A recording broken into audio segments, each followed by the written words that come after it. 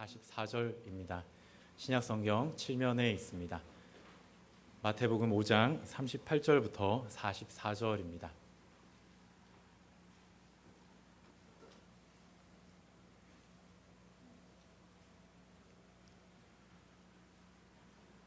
또 눈은 눈으로 이는 이로 갚으라 하였다는 것을 너희가 들었으나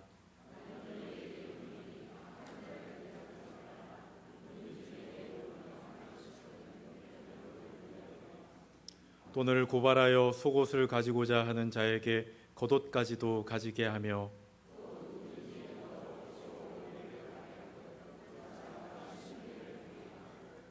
내게 구하는 자에게 주며 내게 꾸고자 하는 자에게 거절하지 말라.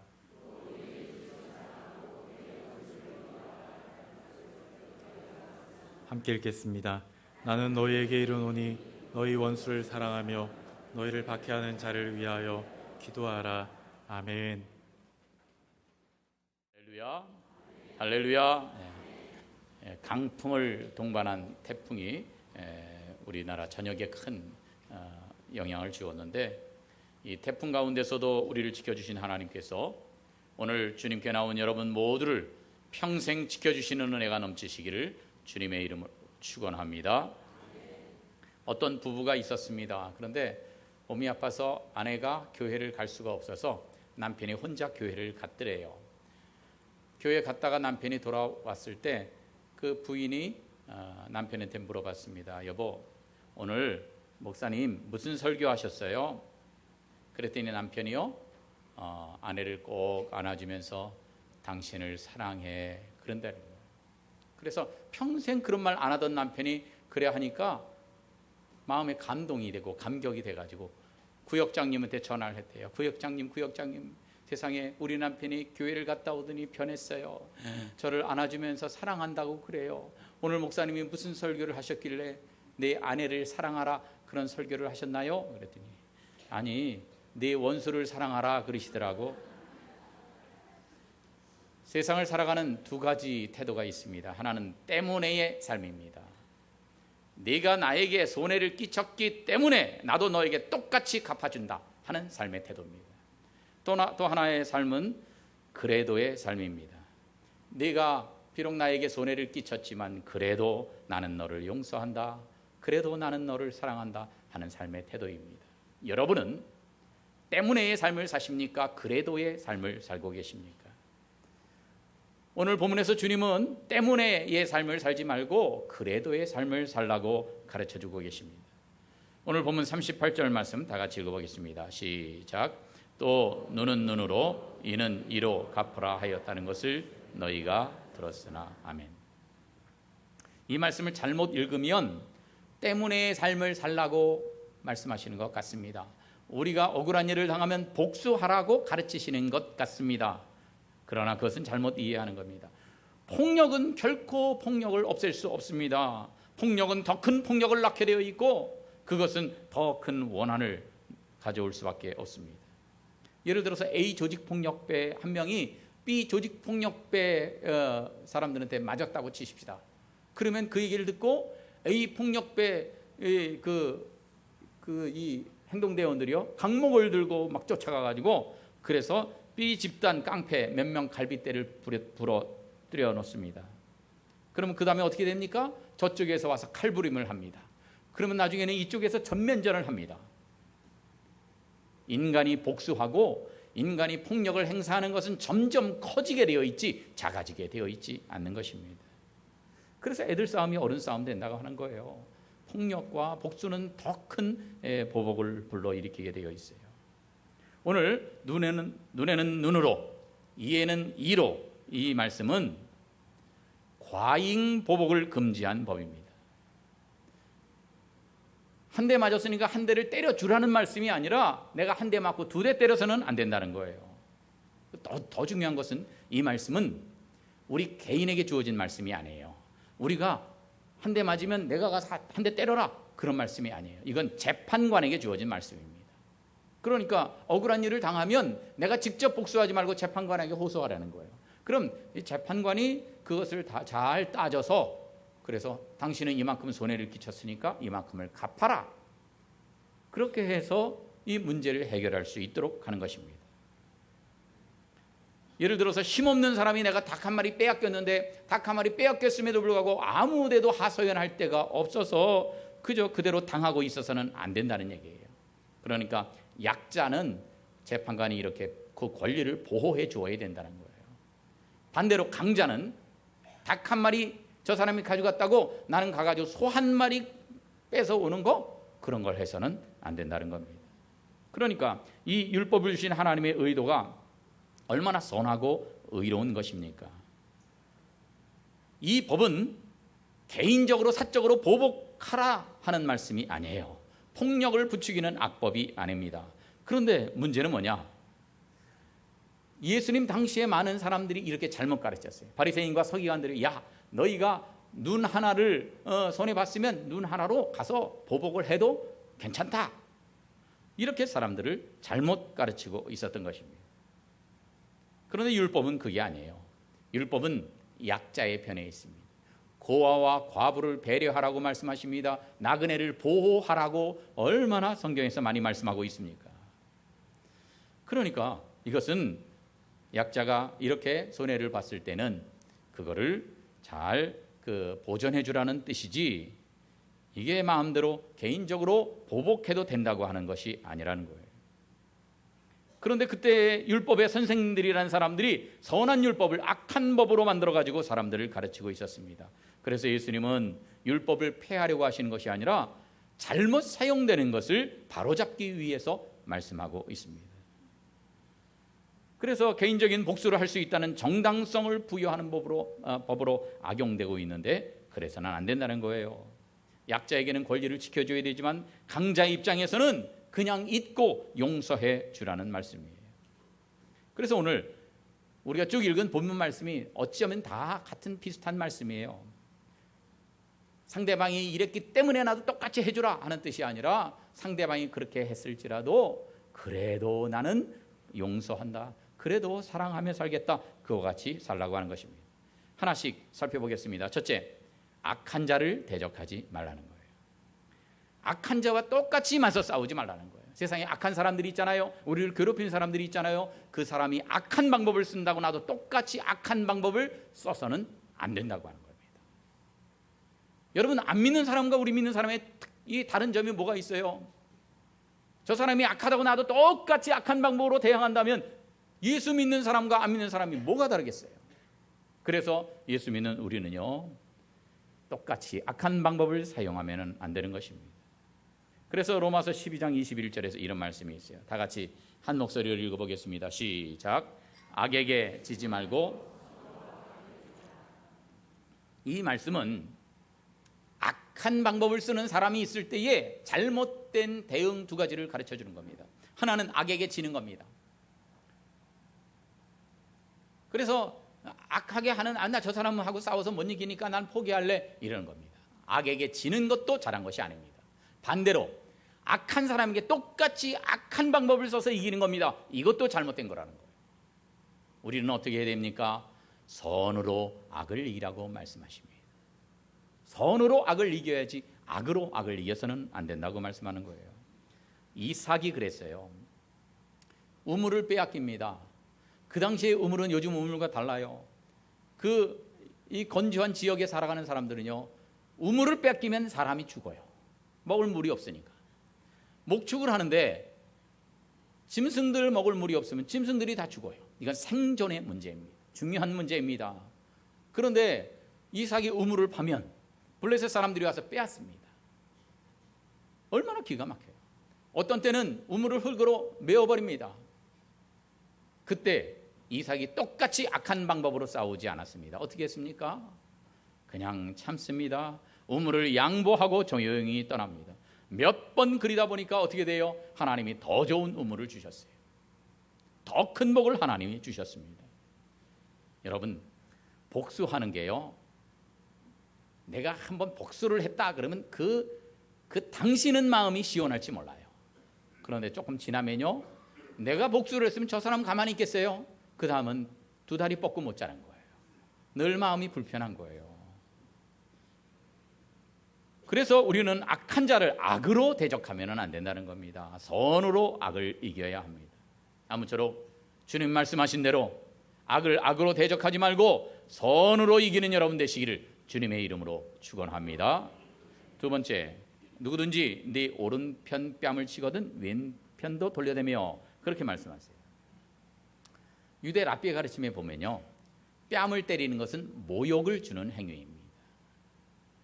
그러니까 우리가 모욕당했을 때에 그때 같이 나도 상대방 모욕하지 말라는 거예요. 오히려 왼편 뺨까지 돌려댈 만큼 아량을 베푸라고 하는 것입니다. 그런데 생각해 보세요. 상대방 오른뺨을 때리려면 오른손으로 때리겠어요? 왼손으로 때리겠어요? 잘 생각해 보세요. 상대방의 오른뺨을 때리려면 내가 오른손으로 때릴 것 같아요? 왼손으로 때릴 것 같아요? 잘 모르면요, 한번 옆에 사람 때려보세요. 왼손인가 오른손인가? 상대방 오른뺨을 때리려면 왼손을 사용해야 맞아요. 그런데 실제로 그때 사람들은 이제 전부 다 오른손잡이이다 보니까 왼손을 안 좋게 생각했기 때문에, 그러니까 때려도 오른손으로 때리게 되어 있는데 어떻게 때리느냐? 손바닥으로 때리는 게 아니라 손등으로 때린다는, 손등으로 쫙 때린다는 거예요. 이건 대단히 상대방에게 모욕을 주는 행위입니다. 가장 수치스러운 순간으로 사람들은 생각을 했습니다. 여러분, 우리가 이렇게 수치스러운 일을 당할 때가 있습니다. 내가 잘못한 게 아닌데 그런데 저 사람이 나를 중상모략을 합니다. 억울한 중상모략을 다 동원합니다. 그럴 때 우리가 길길이 뛰고 피가 거꾸로 흐르고 분노가 머리끝까지 치밀어서, 그래서 흥분해가지고 얼굴이 부르르락 해서는 안 된다는 거예요. 그럴 때는 억울하지만 평정심을 가지라는 거예요. 왼뺨까지 돌려대라는 겁니다. 네가 나를 모욕하기 때문에 나도 너를 모욕하마. 너 잘못되고 내가 다 낱낱이 까발리리라, 이렇게 하는 것이 아니라 너는 나를 모욕하지만 나는 너를 사랑하리라. 주님이 모욕하는 사람들, 그 사람들을 다 끝까지 사랑하신 것처럼 너는 나를 모욕하지만 나는 주님을 생각하면서 너를 사랑하리라.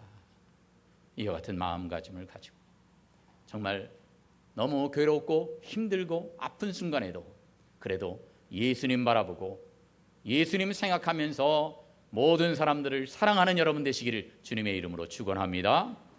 세 번째는 너를 고발하여 속옷을 가지고자 하는 자에게 겉옷까지도 가지게 하라 말씀합니다. 유대인들은 보통 이제 통으로 된 속옷을 입습니다. 그리고 겉옷은 이제 길이가 약 그 폭이 길이는 2m, 폭은 1m 정도 되는 그런 옷을 둘둘 이렇게 말고 허리띠를 합니다. 다음 그림과 같이 이런 식으로 입습니다. 이런 옷들을 히마티온이라고 불러요. 그런데 아무리 가난한 사람도 히마티온은 하나씩 꼭 있어요.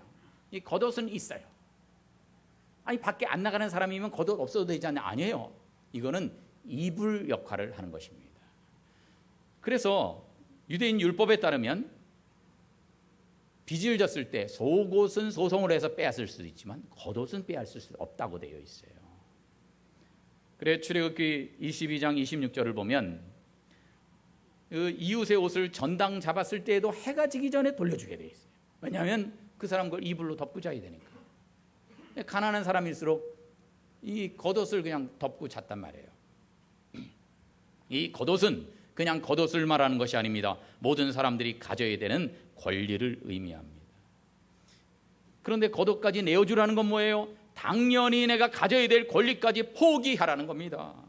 최소한의 권리, 마지막 남은 자존심까지 포기하라고 하는 것입니다. 아이고, 내 권리 다 포기하면 나 어떻게 살아요? 이렇게 다 양보하면 나 어떻게 살란 말이에요?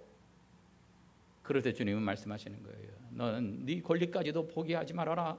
그렇다고 내가 죽는 거 아니다. 너는 하나님의 아들, 딸이 아니냐. 살아계신 하나님이 계시는데 네가 왜 망하느냐. 하나님이 갚아주실 것이다. 따라합시다. 하나님이 갚아주실 것입니다. 옆에 있는 사람이 그렇게 인사하겠습니다. 하나님이 갚아주실 것입니다. 하나님이 반드시 갚아주세요. 하나님은 우리 억울한 거 알고 계세요. 우리가 양보하고 손해본 것 알고 계세요. 그렇기 때문에 무작정 손해 당하게 하지 않고 갚아주신다는 거예요. 그 하나님을 믿으면 우리가 양보할 수 있어요. 그 하나님 못 믿으면 절대 양보 못합니다. 내가 왜 손해봅니까? 그런데 갚아주시는 하나님을 신원하시는 하나님을 우리가 바라보기 때문에 양보할 수 있어요. 갚아주실 그 하나님을 믿고 양보하는 삶을 살아가는 복된 성도들 되시기를 주님의 이름으로 축원합니다. 네 번째, 너로 억지로 오리를 가게 하거든 그 사람과 십리를 동행하라고 말씀하십니다. 그때 당시의 상황을 이해해야 돼요. 그때는 로마의 식민지로 있었습니다. 로마의 그 수비대들이 다 지역마다 가서 그곳을 이제 지키고 있었습니다. 이 로마 수비대의 권리가 있어요. 그건 뭐냐? 로마 군인들은 민간인들을 징용하고 징발할 수가 있어요. 그래가지고 전쟁 물자를 한 오리 정도는 옮기도록 명령할 권한을 갖고 있었단 말이에요. 그런데 그건 로마법인데 식민지로 있는 사람들은 얼마나 억울하겠습니까? 돈을 주는 것도 아니고 일을 그렇게 강제로 막 시킬 수 있단 말이에요. 더구나 자기들을 지배한 이 미워하는 로마를 위해서 자기가 일하는 건 너무너무 속상해요. 예수님이 십자가를 지고 가시다가 몇 번씩 쓰러지셔서 다시 일어나기 힘드시게 됐자 그때 로마 군인들이 어떻게 했어요? 누구를 징용했습니까? 예, 누구 사람? 누구? 예수님 십자가를 대신 지고 가게 한 구레네 사람 시몬에게 명령합니다. 십자가 지고 가라. 자기는 십자가 질 하등의 이유가 없습니다. 로마 군인들이 시키면 오리까지는 해야 돼요. 그러니까 억울합니다. 그래가지고 속에서 분노가 치밀어 오르게 마련입니다. 그때 예수님 제자들이 가져야 될 자세는 앙심을 품거나 복수심에 불타는 것이 아니라 기쁜 마음으로 심리까지 가져라는, 오리가 아니라 심리까지 가져라는 거예요. 사실 이렇게 살면 너무너무 힘들 것 같습니다. 그런데요, 무슨 일이든 우리가 자진해서 하는 게 좋아요. 기쁜 마음으로 하는 것이 훨씬 좋은 것입니다. 다음 그림에 나오는 이 책이 있어요. 울고 있는 사람과 함께 울 수 있어서 행복하다 하는 책이 있어요. 그 목사님 글들을 모아놓은 건데 여기 보니까 이제 그 중에 한 글이에요. 원수는 때로 축복의 가면을 쓰고 우리 앞에 나타난다 하는 글이 있어요. 이 글에 보면 어느 목사님 아들이 군대 입대를 했어요. 훈련소 거쳐서 자대 배치 받았습니다. 그 조금 지나서 면회 갈 수가 있을 때가 돼서 면회를 갔다는 거예요. 부모님이 면회를 갔는데 아들이요 한숨을 쉬면서 얘기를 하더래요. 엄마, 저 사실은 너무너무 힘들어 죽겠어요. 제 상관이 저를 얼마나 못 살게 구는지 내가 이 사람 총으로 쏴 죽이고 나도 죽고 싶어요. 아유, 왜 그러냐, 야, 왜 그래? 아유, 저보고요 아침에 밥 먹으러 가야 되는데 이 연병장을, 운동장을 10바퀴를 그냥 뛰라는 거예요. 그리고 자기에게 와서 보고하고 그 다음에 밥을 먹으러 가라는 거예요. 그래, 엄마도 알잖아요. 저 천식이 있는 거. 뛰기도 힘들고, 그런데 간신히 10바퀴 뛰고, 그리고 보고하고, 그리고 이 밥 먹으러 가니까 식당 문 닫아요. 밥도 없어요. 아침밥을 못 먹어요. 엄마가 얼마나 마음이 아픕니까? 어떤 놈이 그랬어? 내가 당장 지금 가가지고 멱살을 잡고 내가 청와대에다가. 근데 그렇게 하지 않고 엄마가 그렇게 얘기하는 거예요. 얘야, 네가 기왕에 연병장을 돌아야 된다면 괴로워하면서 억지로 돌지 말고 즐거워하면서 노래하면서 돌아라. 다 돌거든 상관에게 고맙다고 해라. 우리는 알지 않니? 하나님은 모든 것을 합력하여 선으로 바꾸신다는 거 알지 않니? 그런데 면회 끝나고 며칠이 지나고 아들에게 편지가 왔어요. 엄마, 저는 오늘에서야 하나님의 축복이 실현이라는 이 가면을 쓰고 오는 것을 알았어요. 그동안 연병장을 뛰면서 때로는 화가 나고 자존심도 상하고 당장 오늘 그 상관과 끝장을 내버리고 싶은 생각마저 했어요. 그런데 우리 대대 ATT를 훈련을 지난번 했을 때에 그때 완전 군장 구보를 했는데 제가 천식이 있어서 제대로 뛰지도 못하고 쓰러져서 낙오를 해서 우리 대대가 엉망진창이 됐는데, 그런데 요번에 구보할 때는 아무렇지도 않게 거뜬하게 다 뛸 수가 있었어요. 내가 매일 연병장을 계속 뛰다 보니까 하나님이 그 상관을 통해서 저의 지병인 천식을 다 고쳐주신 것입니다. 그래서 상관이 고마워서 고맙다고 가서 그 고마운 인사를 했더니 내일부터는 뛰지 말라고 그러더군요. 그런데 어머니, 저는 제 건강을 위해서 내일도 뛸 것입니다. 이렇게 편지가 왔다는 거예요. 여러분, 우리가 어쩔 수 없이 해야 되는 일이 있다면 그것을 화를 내면서 저주를 하면서 그렇게 할 것이 아니라 기쁨으로 기꺼이 하는 것이 좋지 않겠습니까? 그것이 우리에게 축복이 되어 돌아오기 때문에 그렇습니다. 그래서 어떤 사람들은요, 가정주부로서 집안 일을 하잖아요. 집안 일을 하면 아들 방에 가서 청소를 하니까 도대체 이놈은 엄마를 힘들게 하기 위한 역사적 사명을 띠고 이 땅에 태어났느냐, 왜 이렇게 어지러놓고 이러느냐, 아휴, 이놈 없어졌으면 좋겠다. 딸 방에 갔더니 세상에 이 여인은, 두 자로 안 하고 한 자로 그랬을 거예요. 세상에 이 여인은 이게 시집가서 어떻게 하려고, 네 엄마한테 이거밖에 못 배웠느냐고, 얼마나 엄마 욕먹이려고 이 딸로 전부 다 옷을 거꾸로 뒤집어서 벗어 던지고 방은 이렇게 지저분하게 해놓고, 그러면서 막 아무도 없는데 혼자 욕을 해가면서 그러면서 일할 수도 있어요. 그런데요, 우리 교회 말고 이제 전에 있던 교회 어떤 집사님이 그런 얘기를 해요. 같이 제자 훈련하면서 자기는 애들 빨래를 하면서, 그때는 이제 세탁기로 안 해, 전부 다 빨래판에다가 이렇게 빨래하던 시절인데, 그런데 그런 얘기를 하는 거예요.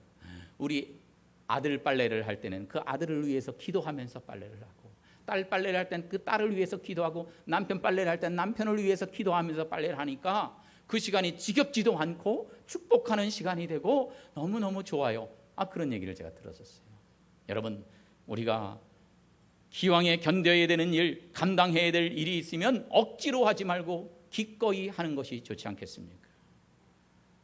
우리가 가정에서 해야 될 일들, 회사에 가서 해야 될 일들, 교회에 와서 해야 될 일들, 여기저기 가서 해야 될 일들, 때로는 추석을 맞아서 해야 될 일이 있다면 모든 사람들을 저주해가면서 억지로 화를 내면서 할 수도 있지만 기쁜 마음으로 할 때 그것이 축복이 되어 우리에게 돌아올 텐데, 아무쪼록 기꺼이 기쁨으로 즐겁게 감당하는 여러분 되시기를 주님의 이름으로 축원합니다.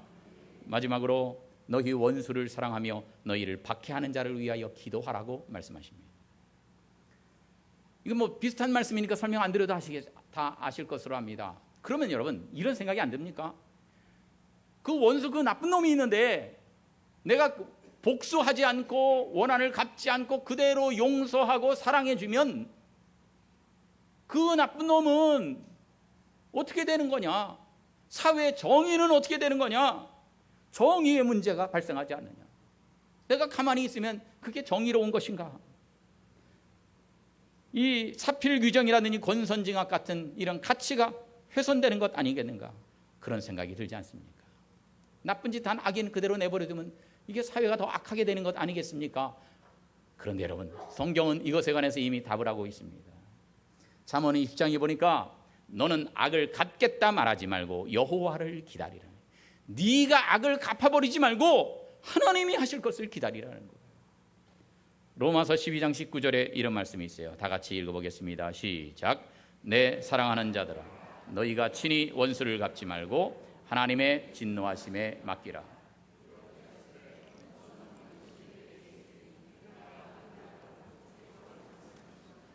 아멘.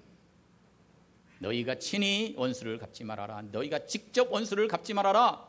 하나님의 진노하심에 맡겨라. 네가 갚지 말아라. 원수 갚는 것은 내게 있으니 내가 갚으리라.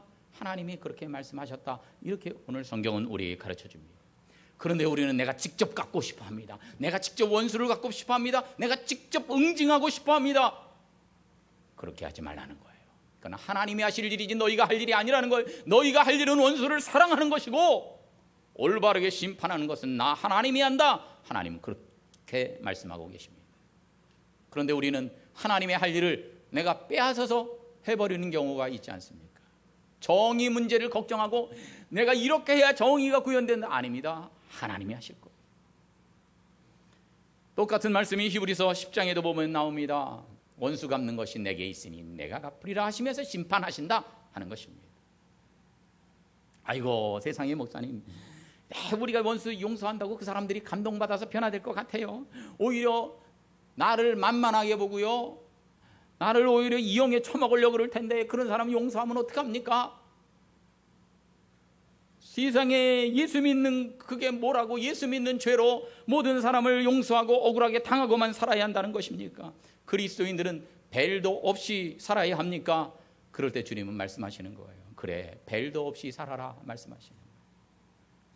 사실은 우리 예수님이 그렇게 사셨습니다. 온갖 능력을 받으셨습니다. 멸시를 받으십니다. 사람들의 폭력 앞에서도 아무런 저항도 하지 않은 그분이 바로 예수님이십니다. 그분이 우리에게 그렇게 살라고 말씀하십니다. 주님이 직접 그렇게 사시면서 너희도 나와 똑같이 살라고 말씀하십니다. 이것은 고통이 아닙니다. 감히 우리가 예수님처럼 살아간다고 하는 것은 무엇과도 바꿀 수 없는 영광이 아니겠습니까? 그래서 우리가 예수님처럼 살아야 해요. 아까 말씀드린 울고 있는 사람과 함께 울을 수 있어서 행복하다는 그 책에 보면 이 얘기가 또 다른 얘기가 나와요. 자기 남편이 목사님인데 그 사모님이 쓴 글인데 그 남편이 목사님이 되기 전이었어요. 사업을 하고 있는데 거래하던 대리점 사장님이 부도를 내고 도망을 가서 3억을 손해를 보게 됐어요. 지금 3억도 크지만 그때 3억이야 말할 수 없이 큰 겁니다. 그 3억 때문에 완전히 이 집안 망한 겁니다. 그래가지고 이 절망의 나락의 남편이 너무너무 실망하다가 마침 그때에 예수님을 영접하게 되었어요. 그래서 이제 그때는 목사님 사모님도 아닌 이 부도난 사장님 부인이죠. 그런데 그분이 이런 기도를 하게 되었습니다. 주님은 머리 둘 곳조차 없으셨는데 그래도 저는 잘 수 있는 집이 있지 않습니까? 주님이 분을 품고 잠들지 말라고 하셨는데 저는 매일 분을 품고 잠을 잤습니다. 속옷을 달라는 자에게 겉옷을 벗어주라 하셨는데 저는 그에게 빼앗긴 것 때문에 어떻게 다시 빼앗아오나 매일 궁리를 했습니다. 매 시간 그 사람을 저주하고 그 사람을 미워했어요. 그런데 이제는 됐어요. 남편 예수 믿게 해준 것으로 저는 더 이상 바랄 것이 없어요. 그래서 그 다음 날 그 부부가 그 대리점 사장님을 만났다는 겁니다. 그 대리점 사장님도요 완전히 꼴이 말도 아니죠. 초췌한 얼굴을 들지도 못하고 난 어떻게 갚을 길도 없으니까 그냥 나 교도소 가는 것이 편하니까 어서 교도소 보내달라고 그런 말만 하더라는 거예요. 그래서 이 부인이요 그 대리점 사장이 보는 앞에서 그 3억의 부도수표를 찢어버렸대요.